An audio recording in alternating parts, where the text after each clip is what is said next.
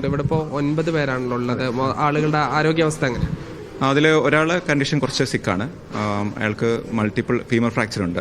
2 കാലിലും തുടയിൽ പൊട്ടിയിട്ടുണ്ട്. അവരെ ഇപ്പോൾ ഞങ്ങൾ സർജറിക്ക് വേണ്ടി പ്ലാൻ ചെയ്തിട്ടുണ്ട്. ബാക്കിയുള്ള ആൾക്കാരുടെ സ്റ്റേബിളാണ്. എല്ലാവർക്കും ഫ്രാക്ചർ ഉണ്ട്. 4 പേർക്ക് ഫ്രാക്ചർ ഉണ്ട്. ബാക്കിയുള്ളവർക്കെല്ലാം ഓടിയിട്ടുള്ള വീണ പരിക്ക് മാത്രമേ ഉള്ളൂ. സോഫ്റ്റ് ടിഷ്യൂ ഇഞ്ചുറി മാത്രമേ ഉള്ളൂ. അതായത് മണ്ണ് ശരീരത്തിലേക്ക് വീണിട്ടില്ലത് കണ്ട് ഭയന്നോടിയതായിരിക്കാം.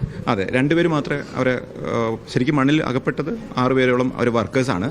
ഒരു ഓൾമോസ്റ്റ് ആ പ്രൊജക്റ്റിൻ്റെ ഭാഗമായിട്ടുള്ള നോർത്ത് ഇന്ത്യയിൽ നിന്നുള്ള വർക്കേഴ്സാണ് കൂടുതലായിട്ടുള്ളത്. ബാക്കി അവരെ ഓടി തോട്ടം തൊഴിലാളി ഒരാളുണ്ടായിരുന്നു. അവരാണ് ഉണ്ടായത്. അത് മലയാളിയാണ് അവർ? അല്ല, തമിഴ് സ്വദേശിയാണ്.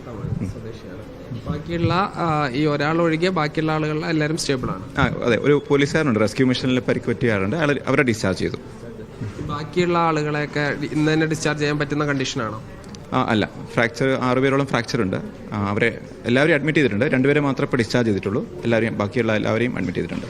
ഇപ്പോൾ കൂടുതൽ ആളുകളെ കൊണ്ടുവരികയാണെങ്കിൽ അതിനുള്ള ഫെസിലിറ്റി എല്ലാം ഉണ്ട്? ഉറപ്പായിട്ടും. ഞങ്ങൾക്ക് കഴിഞ്ഞ വർഷവും ഇതേപോലെ സംഭവിച്ചിട്ടുണ്ടായിരുന്നു. അതുകൊണ്ട് ഞങ്ങളുടെ ട്രയാജിങ് കറക്റ്റായിട്ട് പ്ലാൻഡ് ആണ്. ഇപ്പം ഓൾമോസ്റ്റ് എല്ലാ സപ്പോർട്ടും ഇവിടെയുണ്ട്.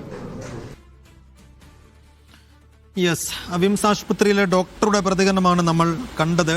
ദിലീപ് എന്ന ഒരു ഇതര സംസ്ഥാന തൊഴിലാളിയുടെ ആരോഗ്യനില അല്പം മോശമാണ്. ബാക്കിയുള്ളവർക്ക് കാര്യമായ കുഴപ്പങ്ങളില്ല എന്ന ആശ്വാസകരമായ വാർത്ത കൂടിയാണ് അദ്ദേഹം പങ്കുവെക്കുന്നത്. ഇപ്പോൾ വിംസ് ഹോസ്പിറ്റലിൽ നിന്നുള്ള തത്സമയ ദൃശ്യങ്ങൾ കൂടിയാണ് കാണുന്നത്. കൂടുതൽ പരിക്കേറ്റ ആളുകൾ അങ്ങോട്ടേക്ക് കൊണ്ടുവരികയാണോ എന്നൊരു സംശയമുണ്ട്. ഉറപ്പില്ല.